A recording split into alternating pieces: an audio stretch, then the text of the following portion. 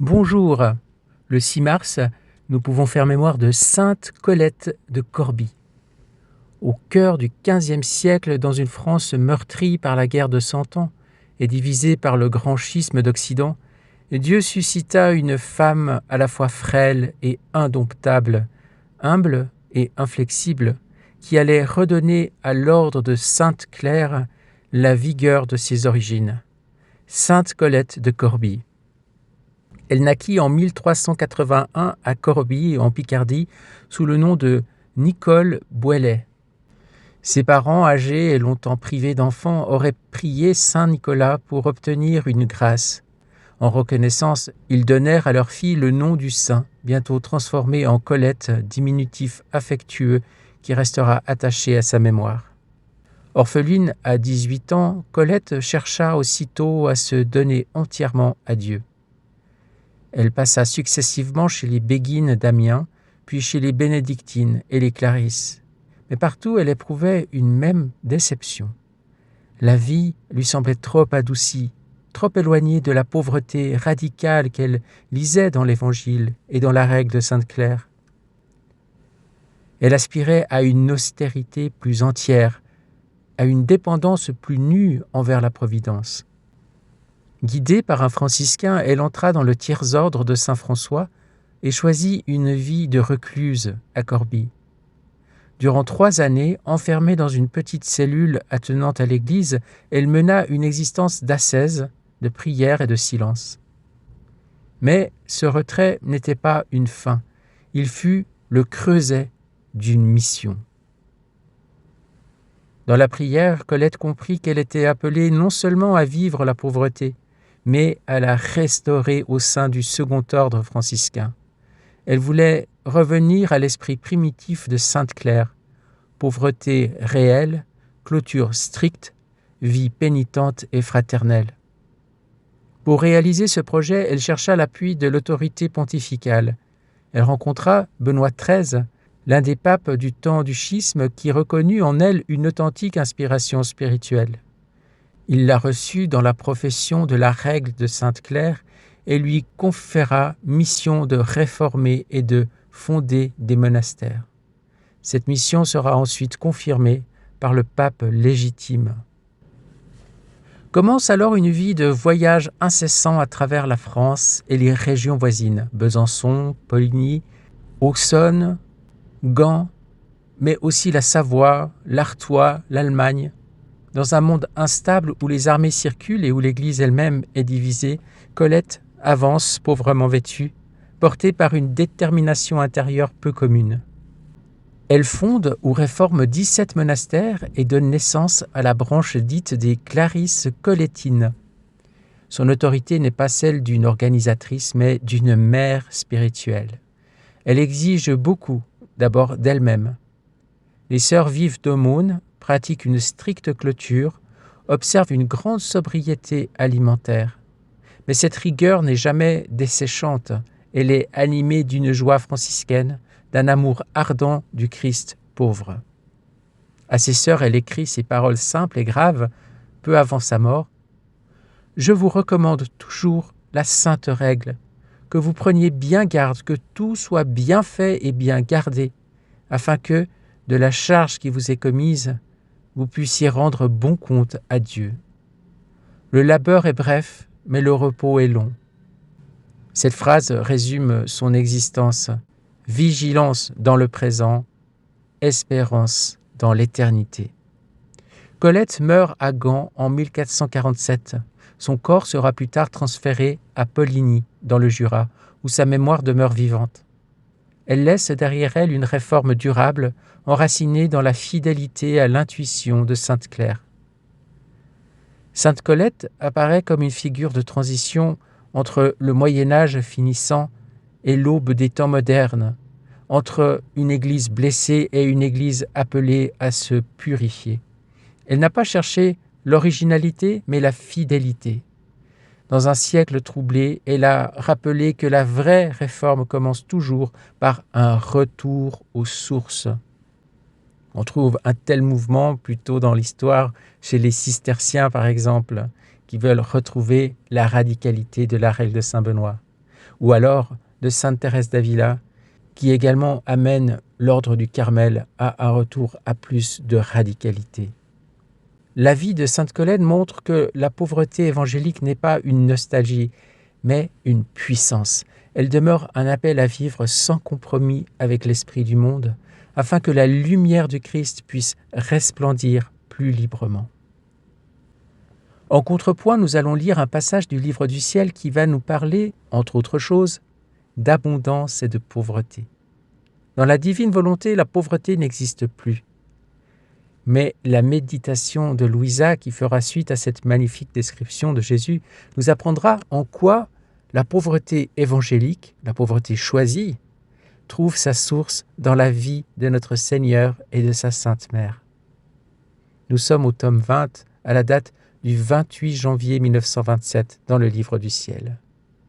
Louisa écrit « Je me sentais tout abandonné dans le fiat suprême, suivant ses actes dans la création, et mon doux Jésus est venu de mon intérieur et m'a dit « Ma fille, vois combien est merveilleusement beau l'ordre des cieux.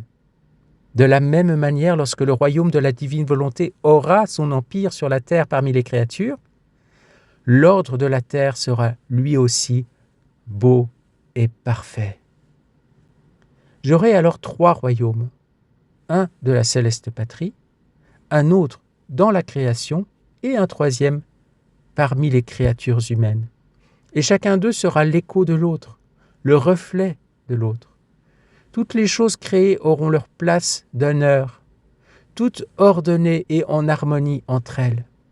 Et aucune n'aura besoin de l'autre parce que chacun aura en abondance et surabondance les biens que Dieu lui a donnés en la créant. En fait, ayant été créé par un être heureux et immensément riche, et dont les richesses ne diminuent jamais en les distribuant, toutes les choses créées portent la marque du bonheur et de l'abondance des biens de leur Créateur. Tout comme les choses créées, tous les enfants du royaume du Fiat suprême ont leur place d'honneur, leur décorum et leur territoire. Et en possédant l'ordre du ciel, mieux encore que les sphères célestes, étant en harmonie parfaite entre elles, l'abondance des biens que possédera chaque enfant sera si grand que pas un d'entre eux n'aura besoin de l'autre, puisque chacun aura en lui la source des biens et du bonheur éternel de son Créateur. Par conséquent, la pauvreté, le malheur, les besoins et les maux seront bannis des enfants de ma volonté. Il ne serait pas convenable que ma volonté, si immensément riche et heureuse, puisse avoir des enfants manquant de quelque chose et ne jouissant pas de toute l'opulence de ces biens continuellement renouvelés. Que dirais-tu en voyant le soleil pauvre en lumière et qui n'enverrait que quelques lueurs à la terre? Et si tu voyais une partie du ciel avec seulement quelques étoiles et tout le reste sans l'enchantement de l'azur des cieux, ne dirais-tu pas « Celui qui a créé le soleil ne possède pas l'immensité de la lumière et par conséquent il n'éclaire la terre que de quelques lueurs. Il n'a pas le pouvoir d'étendre les cieux partout et par conséquent il n'en a placé qu'une bande au-dessus de nos têtes.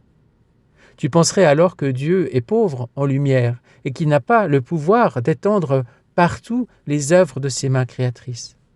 Mais au contraire, en voyant que le soleil possède une abondance de lumière et que les cieux s'étendent partout, tu es persuadé que Dieu est riche et possède la source de la lumière, qu'il n'a rien perdu en dotant le soleil de tant de lumière et que sa puissance n'a pas été diminuée par l'étendue des cieux. De la même manière, si les enfants de ma volonté ne possédaient pas tout en abondance, on pourrait dire que ma volonté est pauvre et n'a pas le pouvoir de rendre heureux les enfants de son royaume, ce qui ne peut jamais être. Au contraire, parce que ce sera l'image du royaume que ma volonté a dans la création, tout comme les cieux s'étendent partout avec une abondance d'étoiles et que le soleil abonde en lumière, l'air en oiseaux, la mer en poissons, la terre en plantes et en fleurs. De la même manière, puisque le royaume du Fiat suprême est l'écho de la création, les enfants de mon royaume seront heureux et disposeront de tout en abondance. Par conséquent, chacun d'eux possédera la plénitude des biens et du bonheur, là où la volonté suprême l'aura placé. Quelle que soit la condition ou la fonction qu'ils occuperont, tous seront heureux de leur destinée. Et puisque le royaume du Fiat suprême sera l'écho parfait du royaume que ma volonté possède dans la création, on verra un soleil en haut et un autre soleil en bas parmi les créatures qui posséderont ce royaume.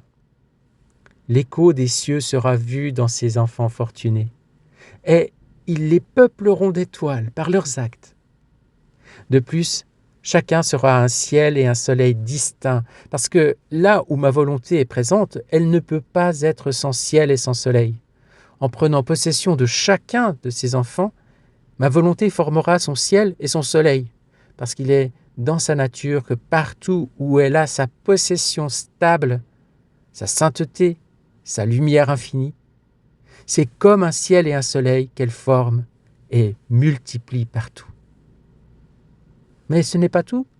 La création, écho de la patrie céleste, contient la musique, la marche royale, les sphères, les cieux, le soleil, la mer, et tous possèdent entre eux un ordre et une harmonie parfaite. Et ils tournent continuellement. Cet ordre, cette harmonie et ce mouvement, sans jamais s'arrêter, forment une si admirable symphonie, comparable au souffle du Fiat suprême dans toutes les choses créées, comme autant d'instruments de musique pour former les plus belles de toutes les mélodies, de telle sorte qu'en les entendant, les créatures seraient en extase.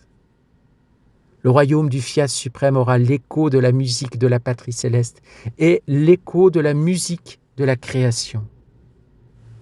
L'ordre, l'harmonie et leur mouvement continuel autour de leur créateur seront si grands que chaque acte, chaque parole et chaque pas sera une mélodie distincte comme autant d'instruments de musique différents qui recevront le souffle du divin vouloir.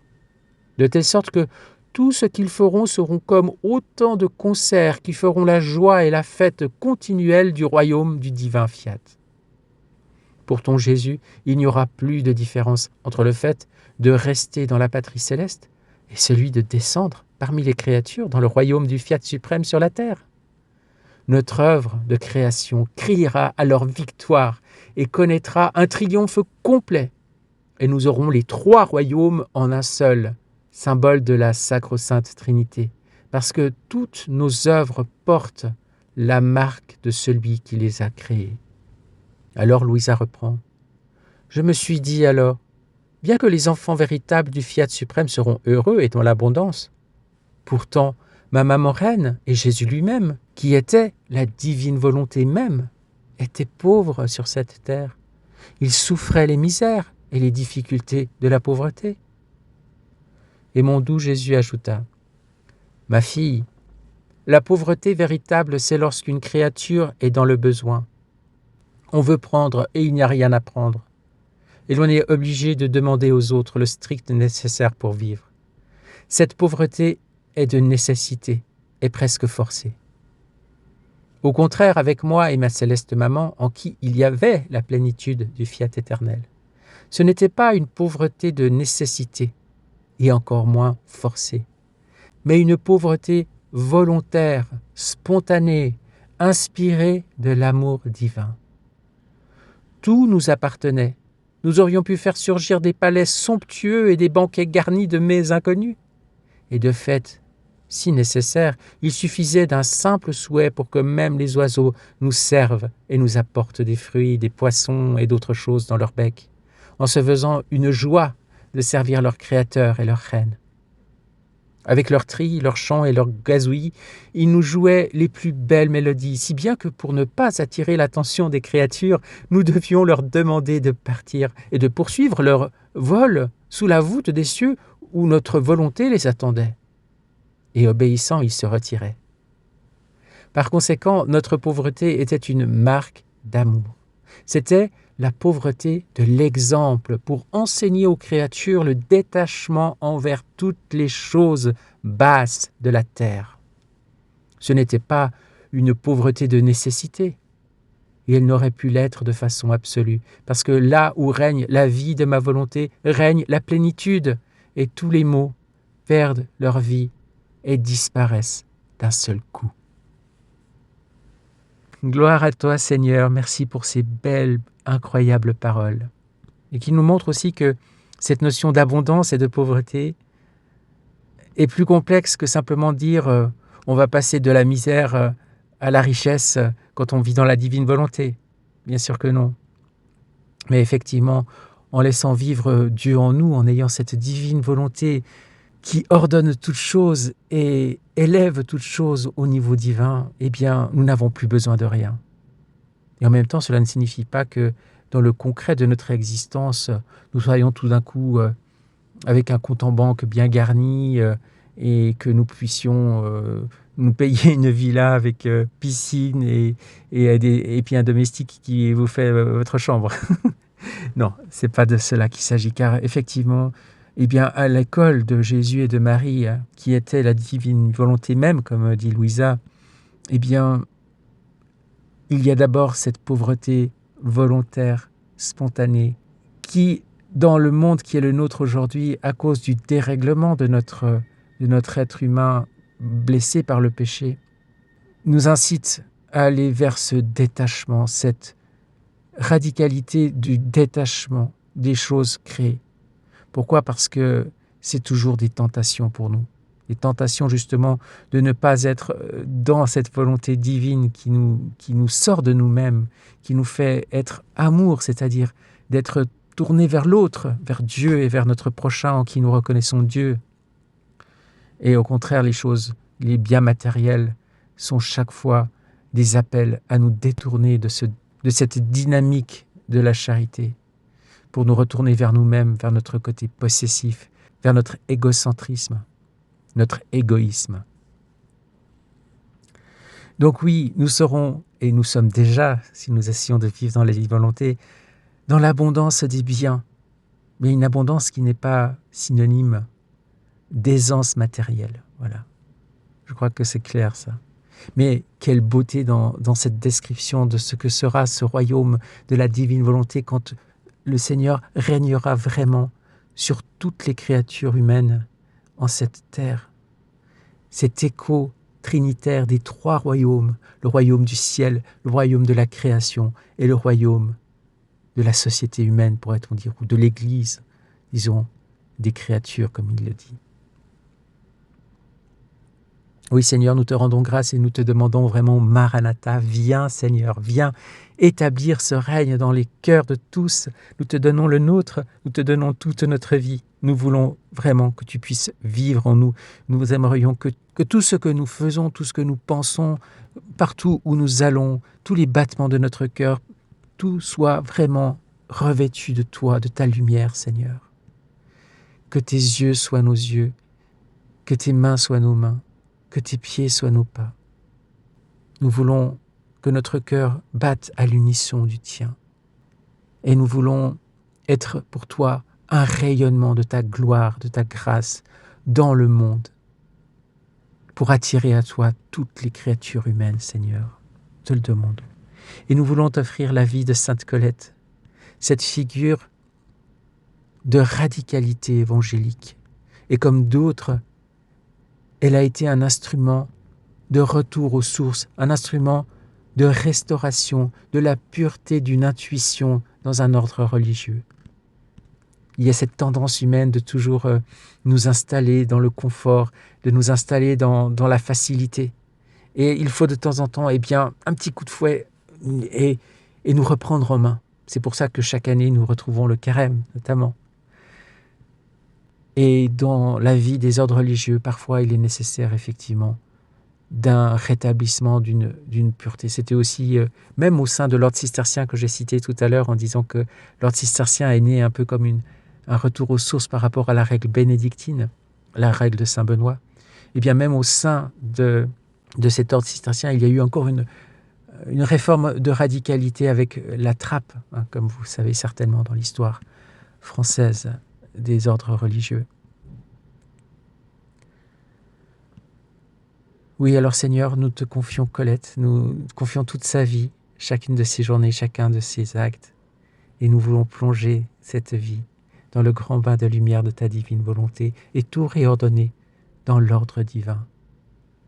Qu'elle soit imprégnée de tes qualités divines, Seigneur. Et nous voulons, sur chaque acte, sur chaque parole, sur chaque pensée, mettre notre je t'aime, je te bénis, je t'adore, je te glorifie, je te rends grâce.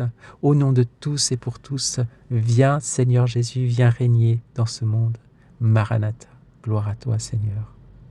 Que ton soleil divin se lève en nous ce jour et garde-nous toujours avec toi. Amen, fiat. Bonne journée et à demain. Soyez bénis.